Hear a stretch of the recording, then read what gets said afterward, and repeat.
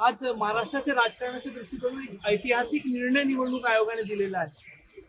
माझं मत असं आहे की हा अपेक्षित निर्णय आहे. याचं कारण गेल्या अनेक वर्षांमध्ये कन्सिस्टंटली निवडणूक आयोगाने जी भूमिका घेतली, म्हणजे अगदी यापूर्वी समाजवादी पार्टीच्या केसमध्ये देखील ज्यावेळेस विवाद उभा राहिला होता त्यावेळी जी इलेक्शन कमिशनने घेतलेली भूमिका आहे किंवा इतर 5 प्रकरणात देखील घेतलेली भूमिका आहे, प्रत्येक वेळी कन्सिस्टंटली हीच भूमिका इलेक्शन कमिशनची राहिलेली आहे.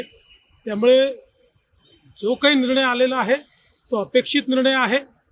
शेवटी मेजॉरिटी जो काही निर्णय घेते तो निर्णय हा लोकशाहीमध्ये महत्त्वाचा असतो आणि सगळ्यात महत्त्वाचं आहे की पक्षाचं जे काही संविधान आहे त्या संविधानात